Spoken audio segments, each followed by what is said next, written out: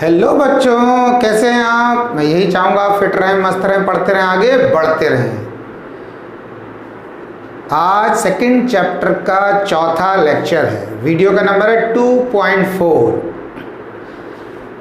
2.3 में पिछले वीडियो में आपने पढ़ा equipotential surface and its properties. Equipotential surface क्या होता है, उसकी प्रॉपर्टीज क्या होती है। आज का वीडियो नंबर है 2.4। आज आप पढ़ेंगे डिफरेंट चार्ज सिस्टम के केस में आप इक्विपोटेंशियल सरफेस कैसे बनाएंगे। पूरा चैप्टर आपको एक सीरीज में मिलेगा। अगर सेकंड चैप्टर चल रहा है तो उसके हर टॉपिक 2.1, 2.2, 2.3 इस तरीके से मिलेंगे। जब थर्ड चैप्टर होगा तो आपको 3.1, 3.2, 3.3। इससे आपको कोई भी टॉपिक देखने में, ढूंढने में कोई भी प्रॉब्लम नहीं होगी। आपको पता चल जाएगा ये कंटिन्यूटी से चल रहा है। ठीक है, अच्छा अब स्टार्ट करते हैं। तो क्या है, डिफरेंट केस के लिए आपको इक्विपोटेंशियल सरफेस अब बनाने हैं। अब टॉपिक आपको देख रहे हो क्या लिखा है, equipotential surfaces of various charge system. तो पहला क्वेश्चन कैसे पूछे जा सकते हैं मैं वो भी बताता जाऊंगा और उसको आपके साथ डिस्कस करता जाऊंगा। तो पहले आपको बनाना है 3 equipotential surface for a single isolated charge. इस तरीके से बोलते हैं कि आपको 3 इक्विपोटेंशियल सरफेस बनाने हैं सिंगल आइसोलेटेड चार्ज के केस में। तो देखो आइसोलेटेड बोल दिया ना, तो समझ लो आइसोलेटेड मतलब अकेला। एक चार्ज की बात करें, वो पॉजिटिव चार्ज हो या नेगेटिव, ये दो ही तरीके के चार्ज होते हैं। तो आप पॉजिटिव को बना लें या नेगेटिव को बना लें, लेकिन जब दोनों का ऑप्शन होता है तो हम पॉजिटिव को बना देते हैं। ठीक है, अब देखो कैसे बनाना। ये हमारा पॉजिटिव चार्ज हो गया। अब इसके केस में आपको 3 इक्विपोटेंशियल सरफेस दिखाने हैं इसके। अब पहले आप समझें पोटेंशियल का फॉर्मूला। देखो जो टॉपिक पढ़ रहे हैं वो तो ठीक है, लेकिन उससे रिलेटेड चीज़ें भी क्या करना है, रिवाइज करते चलना है। कह रहे इससे रिलेटेड ये था, इससे रिलेटेड ये था, तो उससे क्या रहेगा, याद रहेगा। पीछे की चीज़ें बार बार रिवाइज होती हैं। रिवीजन तो वैसे भी बोलते हैं रिवीजन करना, रिवीजन तो मैं आपको साथ में वो भी बताता जाऊँगा। कोई फॉर्मूला आ रहा है वो बताता जाऊँगा, कोई पिछले टॉपिक की चीज़ आ रही वो बताता जाऊँगा, डिस्कस करता जाऊँगा साथ में।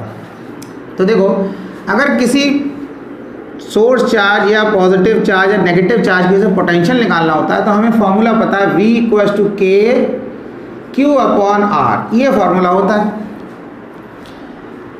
R जितना बढ़ेगा पोटेंशियल उतना कम होगा। मतलब चार्ज से आप दूर जा रहे हो पोटेंशियल कम होता जाएगा। अब आपको इक्विपोटेंशियल सरफेस बनाना है तो आपने क्या किया, पहला इससे कुछ रेडियस लेकर एक ऐसा सर्कल बना दिया। अब आप खुद बताओ, देखो बनाया तो हमने सर्कल है, लेकिन एक्चुअल में है क्या ये।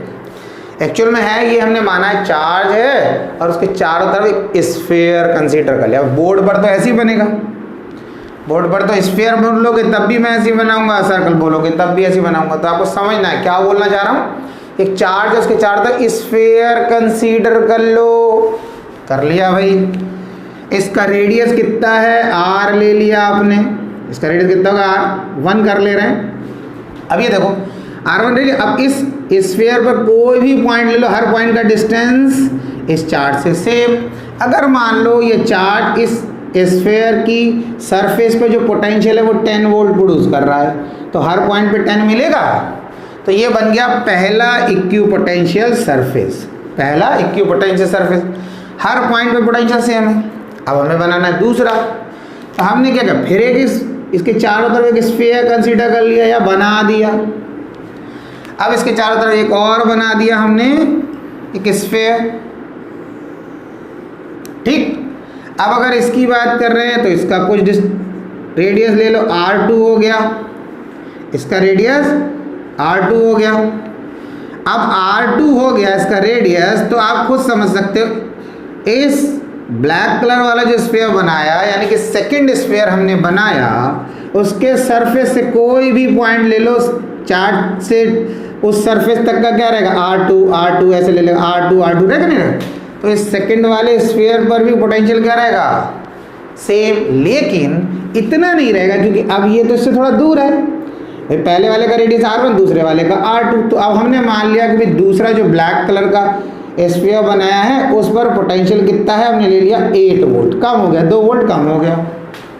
ठीक है, दूसरा इक्विपोटेंशियल सरफेस हो गया। अब हम एक तीसरा बना लेते हैं इक्विपोटेंशियल सरफेस।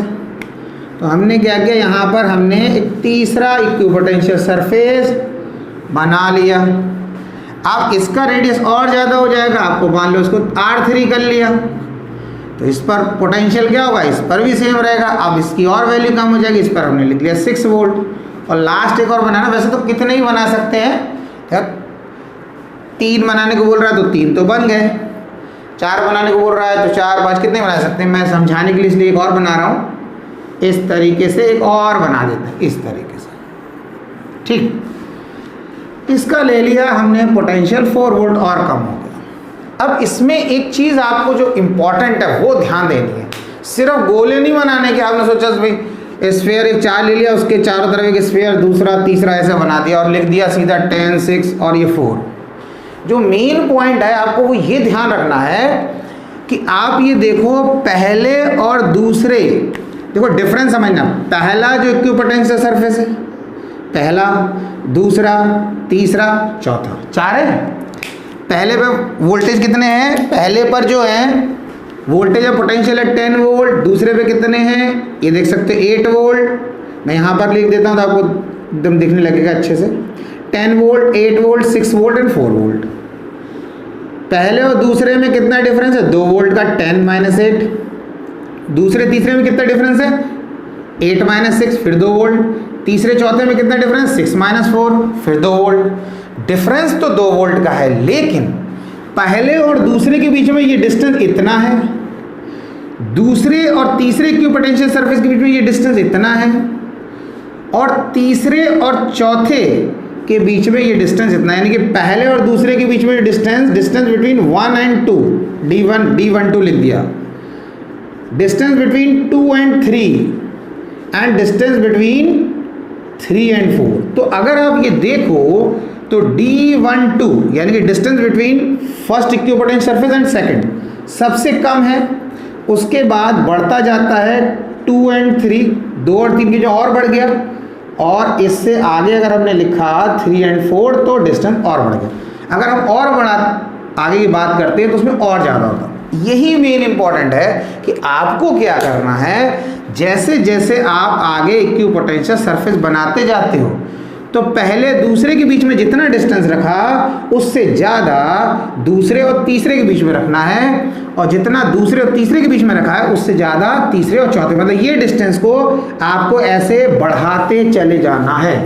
पहले 2 के बीच में इतना, फिर इसके और इसके बीच में इतना, दूसरे तीसरे, अब तीसरे और चौथे के बीच में और बढ़ा दिया, फिर चौथे और पाँचवें के बीच में और बढ़ा दिया, फिर पाँचवें छठे के बीच में और बढ़ा दिया। ये इस तरीके से करना है, ठीक है। और इस चीज़ को जो इससे पहले वाले वीडियो में मैंने प्रॉपर्टीज़ बताई थी, अगर आप वो देखोगे तो आपको ये चीज़ और डिटेल में समझ में आ जाएगी, क्योंकि ये प्रॉपर्टी है, ये एक प्रॉपर्टी है। तो वो उसको आप देख लेना, आपको और समझ में आएगा ये ऐसा क्यों बोल रहा है, ऐसा क्यों बनाना है हमें, ठीक है। तो ये तो सिंगल चार्ज के लिए हो गया। अगर आप बात कर रहे हैं इक्विपोटेंशियल और क्या करना है आपको, इसमें एरो बना दो। तो एरो से क्या लगने, पॉजिटिव चार्ज है तो पॉजिटिव से इलेक्ट्रिक लाइन्स निकल रही है, बस ज़्यादा तो नहीं बनानी है आपको, इस तरीके से। अब प्लस में 4 बना देंगे, इट इज सफिशिएंट। ज़्यादा बनाना तो एक और बना दो, इधर एक इधर बना दो, बस ये हो गया। तो ये पॉजिटिव चार्ज का केस हो गया। अगर नेगेटिव चार्ज है तो बिल्कुल सेम ऐसी कंडीशन, ऐसे ही बनेगा, बस नेगेटिव चार्ज लिख देना है, या माइनस साइन लगा देना है। दूसरी चीज़, एरोज जो बाहर की तरफ जा रहे हैं वो आपको अंदर की तरफ बना देना है, बाहर की तरफ जो एरो हैं वो आपको अंदर की तरफ बना देना है। दूसरी चीज़, यहाँ पर जो पोटेंशियल 10 वोल्ट हमने लिखा है, अच्छा एक चीज़ मैं आपको क्लियर कर कि जैसे मैंने इसमें तो बहुत ज़्यादा वैल्यू है, 10 वोल्ट 8 वोल्ट ऐसे करके सब लिख दिया है। ये तो मैंने आपको समझाने के लिए लिखा है। अभी मैं आपको ये बता दूंगा सिर्फ आपको बनाना कैसे एग्जाम में।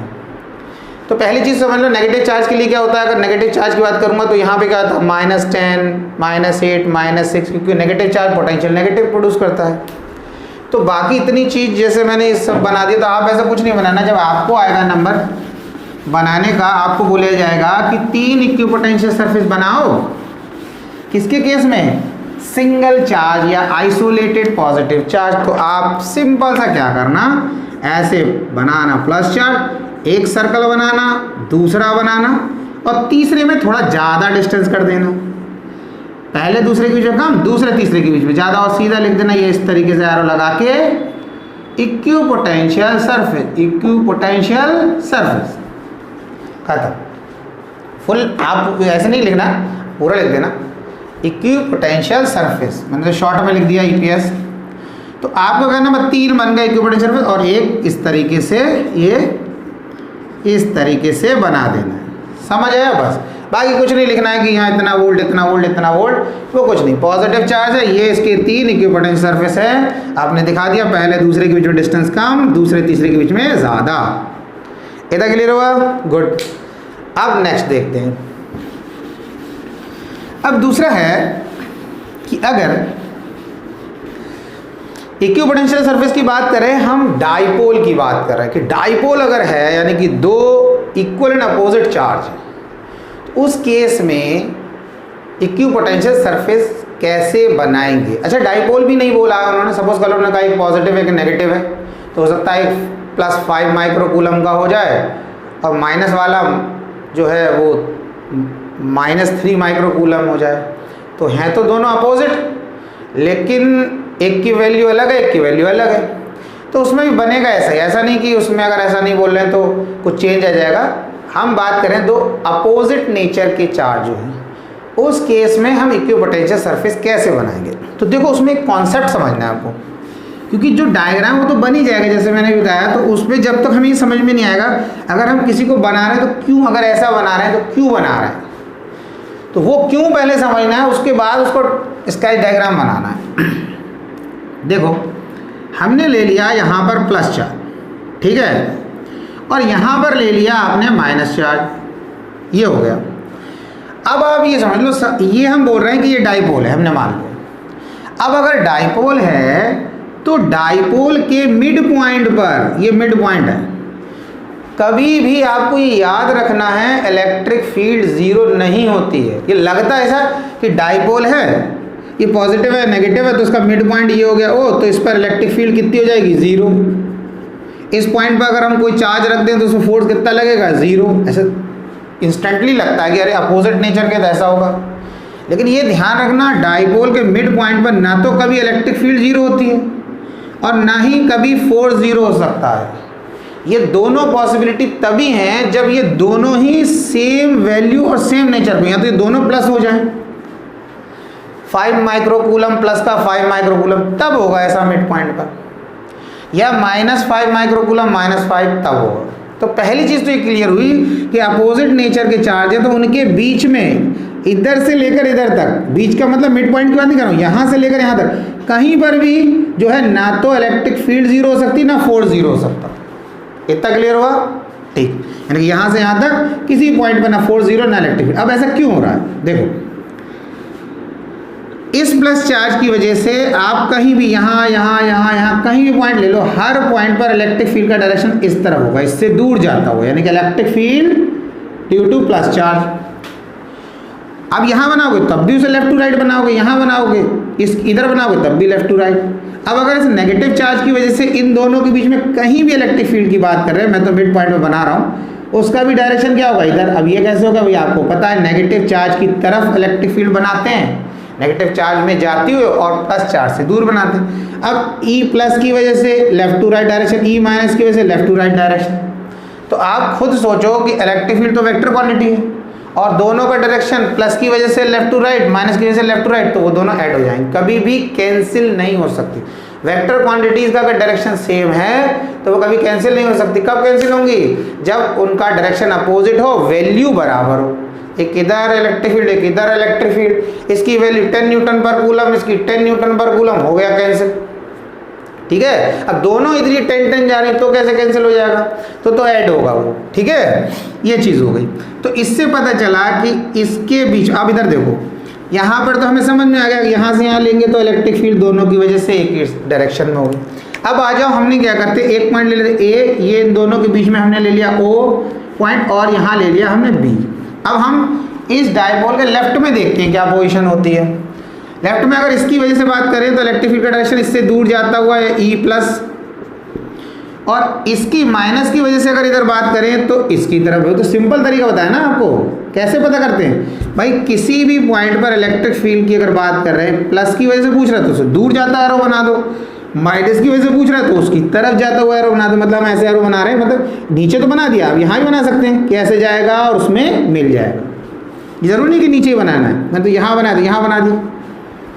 अब इसमें ये देखो, खुद देखो, अब ये ई प्लस की इलेक्ट्रिक फील्ड है, ई माइनस की, यानी कि इस रीजन में, ए रीजन की अगर बात करें तो ये एक दूसरे को कैंसिल करें। अब बात ये आ रही है कि बिल्कुल जीरो कर देंगे, तो बिल्कुल तो जीरो नहीं करेंगे, बिल्कुल जीरो इसलिए नहीं करेंगे, ये जो इलेक्ट्रिक फील्ड यहाँ प्रोड्यूस करेगा इसका डिस्टेंस क्या है, कम, और ये जो प्रोड्यूस कर रहा है इसका डिस्टेंस क्या है, ज़्यादा है। तो इसमें क्या रहेगा, ई प्लस की वैल्यू ज़्यादा होगी किससे, ई माइनस से। सिंपल है, ये प्रोड्यूस करेगा कम डिस्टेंस, जैसे अब क्या है, आपने कोई हीटर जला लिया, पास में खड़े हो गए, ज़्यादा हीट एक्सपीरियंस हो रही, दूर खड़े हो जाए कम हो जाएगी, बस वही चीज़ है और कोई नई चीज़ थोड़ी है। तो क्या हो जाएगा, अब इसकी वजह से क्या होगा, इसकी वजह से इलेक्ट्रिक फील्ड यहाँ प्रोड्यूस हो रही कम, तो इसका मतलब यहाँ पर कुछ वैल्यू आएगी इलेक्ट्रिक फील्ड की, लेकिन वो जो बीच में आई इससे कम आएगी। क्यों, क्योंकि इसमें ई प्लस ई माइनस क्या हो रहा है, ऐड हो रहा है, इसमें ई प्लस ई माइनस का डिफरेंस होगा, क्योंकि का डायरेक्शन इधर है, का डायरेक्शन इधर है। अगर मान लो ई प्लस की वजह से कोई वैल्यू है और ई माइनस की वजह से कोई वैल्यू, तो वो दोनों ऐड हो जा रहे हैं। इतना क्लियर हो गया, ठीक। तो हमें पता चल गया इस रीजन में इलेक्ट्रिक फील्ड की स्ट्रेंथ कम होगी बीच वाले रीजन के कंपेरिजन में, ये ध्यान रखना। अभी इसी के अकॉर्डिंग फिर तभी तो बनाएंगे इक्विपोटेंशियल सरफेस। अब राइट हैंड साइड में ले लो तो उसमें भी वही केस है, आपने प्लस की वजह से बनाया इलेक्ट्रिक फील्ड, भाई ये बना दिया ई प्लस लिख दिया, इससे दूर जाता हुआ एरो।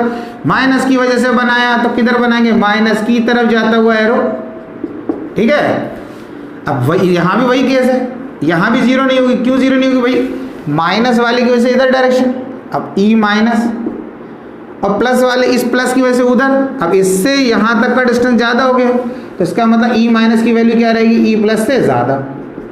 तो डिफरेंस करेंगे तो वो डिफरेंस जीरो नहीं होगा। बात समझ में आया नहीं आया। मान लिया इसकी ई प्लस ई माइनस की वैल्यू कितनी है, हमने ले लिया 10, तो ई प्लस की यहाँ पर कितनी हो गई, मान लो 7, डिस्टेंस की वजह से कम हो गई, तो 10 माइनस 7 तो 3 आ गई, 10 माइनस 7 तो 3 आ गई। तो ये आपको पता चल गया कि इधर स्ट्रेंथ कम होगी, इधर स्ट्रेंथ कम होगी, बीच में ज़्यादा होगी।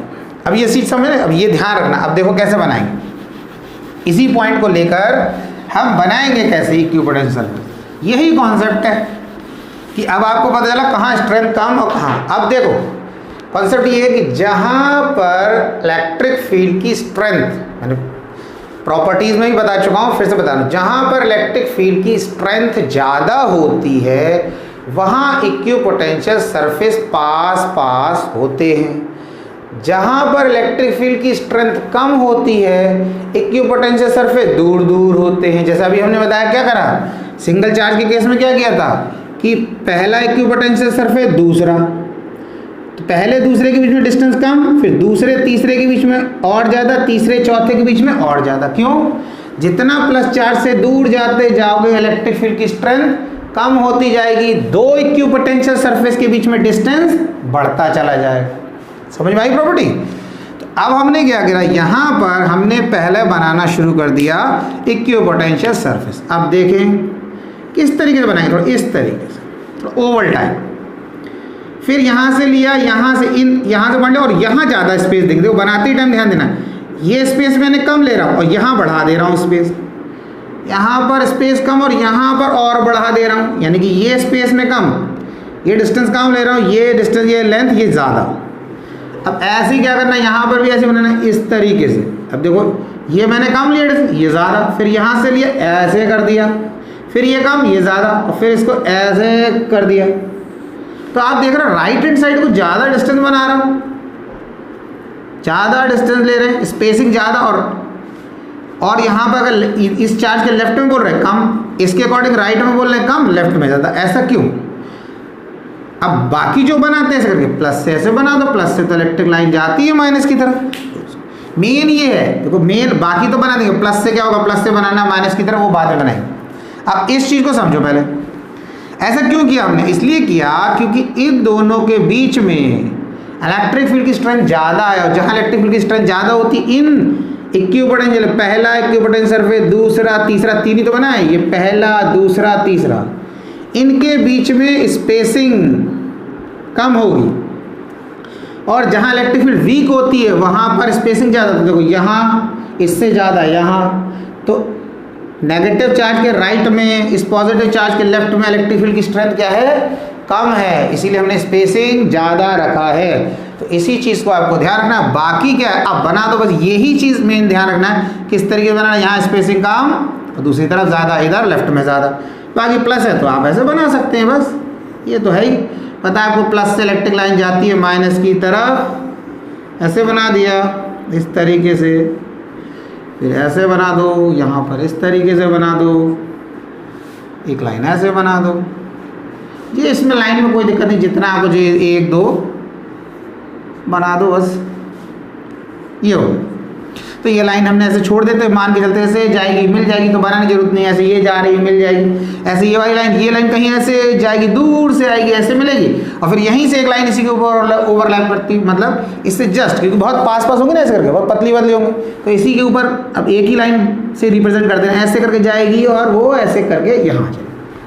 तो ये किसके केस में हो गया, ये हो गया आपका एक डाइपोल के केस में, या अपोजिट नेचर के जो चार्ज है उनके केस में इक्विपोटेंशियल सरफेस 1 2 3 1 2 3 3 इक्विपोटेंशियल सरफेस बनाए हमने, किसमें, एक डाइपोल के केस में। ठीक है, अब देखो नेक्स्ट, अब आपका क्या रहेगा, अब आपका अगर सेम नेचर का चार्ज हो, प्लस प्लस हो, तो कैसे बनाएंगे, कॉन्सेप्ट वही लगाएंगे। तो पहले आप समझ लो उसका बेसिक, उसके बाद आप करना। हमने दोनों इस बार ले लिए प्लस प्लस, ठीक है। अब क्या हो रहा है, आप खुद देखो भाई, अगर प्लस की वजह से मैं यहीं पे ले लो, वैसे तो इन दोनों के बीच में कहीं पर भी ले लो, तो पहली चीज़ तो ये कि प्लस की वजह से बिल्कुल अगर दोनों की वैल्यू बराबर है, अगर हम बराबर बोल देते हैं तो मिड पॉइंट पे मैं बता चुका हूँ इलेक्ट्रिक फील्ड 0 हो जाएगी, स्ट्रेंथ 0, क्योंकि इसकी वजह से electric field left to right, इसकी वजह से राइट टू लेफ्ट, होगा नहीं होगा। और अगर मान लो इनमें कुछ डिफरेंस है तो 0 तो नहीं होगी, लेकिन स्ट्रेंथ तो कम हो जाएगी ना। मान लो इसकी वैल्यू कुछ अलग है, इसकी वैल्यू कुछ अलग, इसकी वैल्यू हमने मान लिया 10 कूलम, इसकी वैल्यू हमने मान लिया 5 कूलम, तो ये ज़्यादा इलेक्ट्रिक फील्ड प्रोड्यूस करेगा, ये कम करेगा वैल्यू कम होने की वजह से, लेकिन कैंसिल करेंगे, ये कैंसिल, इसको मैं बोल देता हूँ Q1, इसको बोल देता हूँ Q2, ठीक है। अब देखो अगर हम इनके बीच में कहीं भी बनाओ तो Q1 की इलेक्ट्रिक फील्ड का डायरेक्शन क्या होगा, इसकी इस तरीके से E1 लिख दिया, और इस Q2 की इलेक्ट्रिक फील्ड का डायरेक्शन किधर होगा, इस तरीके से, ठीक है, अपोजिट है। तो अगर बराबर वैल्यू होगी, न्यूमेरिकल वैल्यू बराबर चार्ज की तो 0 हो जाएगा, अगर नहीं होगी पॉजिटिव पॉजिटिव तो रहेंगे ही, लेकिन एक की वैल्यू कोश, एक की कोश 10 है, इसकी 5, तो 0 नहीं होगी, लेकिन डिफरेंस तो आएगा। मतलब कहने का मतलब एक दूसरे को ये कैंसिल करेंगे, तो इसकी वैल्यू में क्या कर देंगे, हाँ डिफरेंस कर देंगे, जो वैल्यू आ रही है एक दूसरे को कैंसिल करेंगे। अब क्या हो रहा है, अब यहाँ पर ये हो रहा है कि अगर हम इसके यहाँ पर ले लें, जैसे हमने ए रीजन लिया था, ये ओ ले लिया था, ये बी, अगर इसके लेफ्ट में अगर आप बात करो तो इसकी वजह से इलेक्ट्रिक फील्ड का डायरेक्शन किधर होगा, इससे दूर जाता हुआ, हमने लिखा E1, Q1 चार्ज की वजह से electric field right to left. अब अगर B की वजह से कहें तो इसकी वजह से भी यहाँ पे, अरे इसमें तो दोनों तरफ एक ही है, यानी कि इसकी वजह से भी यही डायरेक्शन, इसकी वजह से भी। अगर हम राइट में आ जाए तो क्या होगा, इधर भी यही सेम रहेगा, सिंपल है ना। इस प्लस की वजह से लेफ्ट टू राइट, इस प्लस की वजह से भी लेफ्ट टू राइट। तो अब इससे ये क्लियर हो रहा है कि भाई यहाँ पर दोनों की वजह से, इन दोनों चार्ज की वजह से एक ही डायरेक्शन, तो स्ट्रेंथ बढ़ेगी। यहाँ पर बढ़ेगा का मतलब, यहाँ पर बढ़ने का मतलब समझना है, इससे कंपेयर कर रहे हैं 3 रीजन, 1 2 3 है, तो यहाँ पर ज़्यादा होगी, यहाँ पर ज़्यादा होगी, पर यहाँ पर कम होगी, क्योंकि इसका डायरेक्शन Q2 की वजह से इलेक्ट्रिक फील्ड का डायरेक्शन इधर, Q1 की वजह से इधर। अब इसी कॉन्सेप्ट को लेकर हम बनाएंगे। अब इसको आप याद रखना, अब कैसे बनाना है, हमें ये क्लियर हो गया कि बीच में स्ट्रेंथ कम है, यहाँ पे अगर सेम चार्ज है तो बीच में कम। अब जहाँ स्ट्रेंथ कम होती है वहाँ स्पेसिंग ज़्यादा बनाना। तो अब पहले से हम उल्टा बनाएंगे, ऐसे बनाएंगे, पहले यहाँ स्पेसिंग कम दे रहा था, इधर से स्टार्ट, ऐसे किया, ऐसे, ये आपको देख रहे हो, यहाँ मैंने स्पेस कम किया, यहाँ ज़्यादा कर दिया, फिर दूसरा लिया, ऐसे कर दिया, ऐसे ही यहाँ आ जाओ, यहाँ पे क्या कर लो, इस तरीके से करो, ऐसे स्पेस दे दो, दूसरा ले लो और ज़्यादा स्पेस दो। ठीक है, बस एक चीज़ ध्यान रखना, इनको कट करते हुए दिखाना, दोनों को ऐसे स्पेस जरूर रखना, ऐसा ना हो दो इक्विपोटेंशियल सरफेस एक दूसरे को कट कर दें। पता ये लाइन, ये वाला सर्कल इसे कट कर रहा है, ये इसे कट कर रहा है, ऐसा नहीं बनाना। ठीक है, तो ये मेन चीज़। अब 3 की बात कर रहे हैं तो आप थोड़ा सा इनको और दूर बना देना, एक और बना देना। तो इसमें मेन ये देखना है कि हमें इन केस में प्लस प्लस है या माइनस माइनस, तो इनके बीच में स्पेसिंग ज़्यादा करनी है, इसके लेफ्ट में कम करनी है, इसके राइट में कम करनी है। कॉन्सेप्ट सिंपल है, क्योंकि बीच में इलेक्ट्रिक फील्ड की स्ट्रेंथ कम है, जहाँ कम होती है इलेक्ट्रिक फील्ड की स्ट्रेंथ वहाँ दो इक्विपोटेंशियल सरफेस के बीच में डिस्टेंस बढ़ जाता है, और जहाँ पर स्ट्रेंथ ज़्यादा होती है वहाँ कम। देखो इक्विपोटेंशियल सरफेस तो हमने 2 ही बनाए यहाँ पर, पहला दूसरा, पर यहाँ अगर बात करें बीच में तो देखो इन दोनों के बीच में इतना स्पेस, और इन्हीं के इसी केस में अगर लेफ्ट में देखें तो इतना स्पेस, क्योंकि इस चार्ज के लेफ्ट में स्ट्रेंथ ज़्यादा है, राइट में कम है। इसके केस में राइट में क्या स्ट्रेंथ ज़्यादा है, इसके लेफ्ट में कम है, इसलिए यहाँ ज़्यादा स्पेस, यहाँ कम हो गया। बाकी आप प्लस है, प्लस जैसे बनाते हैं वैसे बना दो। कैसे बनाते हैं ये तो आपको पहले मैं बना भी चुका हूँ पूरा, मैंने ग्राफ फर्स्ट चैप्टर का एक ग्राफ का ही बनाया है वीडियो, वो देख सकते हैं। उसमें फर्स्ट चैप्टर के सारे ग्राफ और सारे डायग्राम बनवा रखे हैं मैंने। ठीक है, तो ये पॉजिटिव चार्ज कैसी इलेक्ट्रिक फील्ड प्रोड्यूस करेगा और नेगेटिव कैसे करेगा, प्लेन शीट कैसे करेगी, डाइपोल कैसे करेगा, इस तरीके से उसमें सब बना रखा। तो आप उसे देख सकते हैं अगर आपको स्केच डायग्राम में कोई प्रॉब्लम हो रही फर्स्ट चैप्टर में। तो ये हमारा बन गया, तो ये इक्विपोटेंशियल सरफेस बन गया, रेड कलर जो बनाया है, और ये ब्लैक कलर की जो लाइन्स है इलेक्ट्रिक फील्ड आपको पता है। तो ये दूसरा केस हो गया, इतनी बात आई समझ में। अब आपको क्या करना है, अब नेक्स्ट देखना है आपको कि अगर यूनिफॉर्म इलेक्ट्रिक फील्ड बोला है तो उसमें आप इक्विपोटेंशियल सरफेस कैसे बनाएंगे। यूनिफॉर्म इलेक्ट्रिक फील्ड, तो पहले आपको पता होना चाहिए यूनिफॉर्म इलेक्ट्रिक फील्ड क्या होती है, कैसे बनाते हैं उसको। बहुत आसान है, ठीक है, बिल्कुल टेंशन नहीं लेना है। अब देखो पैरेलल लाइन बना दो, पैरेलल लाइन, बस लाइन बना दी, लेकिन एक चीज़ ध्यान रखना, यहाँ पर अगर ई लिख दिया ना और एरो लगा दिया, अब ये यूनिफॉर्म इलेक्ट्रिक फील्ड हो गया। और अगर बी लिख देते, ई ना लिखते बी लिख देते, तो ये यूनिफॉर्म मैग्नेटिक फील्ड हो जाता। तो इसीलिए इसको जरूर ध्यान रखना, अगर यूनिफॉर्म इलेक्ट्रिक फील्ड बनाने के लिए आए तो ई जरूर लिखना। ऐसा नहीं कि पैरेलल लाइन बना दी और ई नहीं लिखा, तो क्लियर नहीं होगा। ठीक है, तो ये यूनिफॉर्म। अब यूनिफॉर्म इलेक्ट्रिक फील्ड का मीनिंग क्या होता है, जितनी स्ट्रेंथ यहाँ इलेक्ट्रिक फील्ड की उतनी यहाँ यहाँ यहाँ, हाँ, इसमें इतने एरिया में जितने भी पॉइंट आप कंसीडर कर सकते हो कर लो, हर पॉइंट पर इलेक्ट्रिक फील्ड की value same. For example 15 Newton पर कूलम है तो यहाँ 15 न्यूटन पर कूलम, 15 न्यूटन पर कूलम, 15 न्यूटन पर कूलम, इस तरीके से। अब आपको इसमें बनाना है आपको इक्विपोटेंशियल सरफेस। थोड़ा लेंथ बढ़ा लेते हैं, थोड़ा क्लियर हो जाएगा ज़्यादा। ये बिल्कुल सीधी लाइन बनाना। अब हमने क्या किया, पहला सरफेस बना दिया इस तरीके, ये पहला ये दूसरा, दो ही बना देना। ऐसे बनाना है तो आप और स्पेसिंग ले लेना और लेंथ ज़्यादा कर देना, कि यहाँ बना देना या यहाँ बना देना आगे। तो ये पहला इक्विपोटेंशियल सरफेस, इसका पोटेंशियल V1 और इसका है V2। तो अब इस तरीके से समझें, जैसे ये इलेक्ट्रिक लाइन्स ऐसे करके जा रही हैं, इस तरीके से जा रही हैं, इस तरीके से जा रही हैं, कैसे बना सकते। तो उसमें जो इक्विपोटेंशियल सरफेस होगा वो कैसे, अगर ऐसे जा रही तो इस तरीके से, ये बनाया हमने, बीच में ऐसे दिखा रहे हैं इस तरीके से। तो ये जो सरफेस होगा वो क्या कहलाएगा, इक्विपोटेंशियल सरफेस।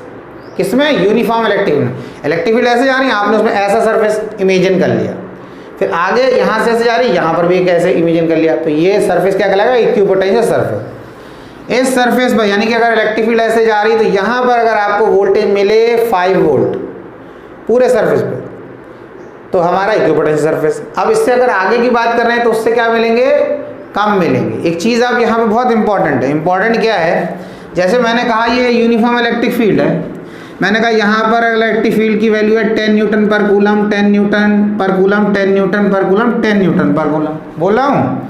लेकिन ये ध्यान रखना, ये जो पोटेंशियल की बात कर रहा हूँ, इस सरफेस का अगर पोटेंशियल मान लो 5 वोल्ट है, तो ये जो इससे आगे मैंने बनाया इसका 5 वोल्ट नहीं होगा, इसका 5 से कम होगा, इसका 5 से कम होगा। अब आपको लग रहा है ये कैसे हो रहा है, ये तो यूनिफॉर्म इलेक्ट्रिक फील्ड है, इसमें इक्वी पोटेंशियल सरफेस बनाया तो जितना पोटेंशियल इसका होना चाहिए था, मान लो यहाँ पे 5 तो इसका भी 5 होना चाहिए था, लगता है ऐसा। उसका कॉन्सेप्ट ये है कि ये जो चार्ज आ रहा है, ये मान लिया हमने किसी थिन शीट से आ रहा है, थिन शीट से। आपने फर्स्ट चैप्टर में डेरिवेशन पढ़ा होगा, electric field due to infinite thin plane sheet. ऐसे प्लेन शीट है, उससे इलेक्ट्रिक लाइन निकल रही, तो जो थिन शीट होती है, चार्ज शीट, उसकी वजह से अगर यहाँ इलेक्ट्रिक फील्ड निकालोगे, यहाँ निकालोगे, यहाँ निकालोगे, यहाँ सब जगह सेम 10 न्यूटन पर कूलम, 10 न्यूटन पर कूलम, 10 न्यूटन यूनिफॉर्म। लेकिन उसी शीट के केस में अगर यहाँ पोटेंशियल निकाला, यहाँ आया 10, तो उससे आगे और कम और कम और, मतलब थिन शीट के केस में जितना दूर जाते हैं पोटेंशियल कम होता जाता है। वो डेरिवेशन आपके सिलेबस में नहीं है, लेकिन आप कॉन्सेप्ट याद रखना। मैंने आपको बता दिया कि V1 यहाँ पोटेंशियल, V2 अगर आगे बनाते V3, तो हम क्या लिखते हैं कि V1 सबसे ज़्यादा, उससे कम V2, अगर V3 बना दिया तो वो उससे भी कम हो जाता। ठीक है, ऐसा कुछ कितनी डिटेल नहीं पूछेगा आपसे, क्या मैंने आपको बता दिया। जो चीज़ पता है तो अच्छी बात होती है, समझ में आएंगी वो चीज़ आपकी दूसरी जगह हेल्प करती है। कि अगर आपने किसी चीज़ को समझ लिया, कोई टिपिकल चीज़ है, छोटी सी भी चीज़ें नहीं समझ में आ रही तो वो टिपिकल बन जाती है, तो उसकी टेंशन ना लो, समझो बात को। इतना क्लियर होगा। तो ये थी आपकी स्केच डायग्राम किसके, इक्वी पोटेंशियल सरफेस के केस में। समझ आया?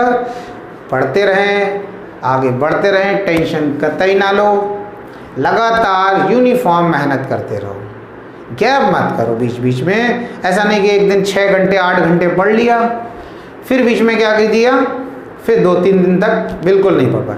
हर सब्जेक्ट को इक्वली टाइम दो।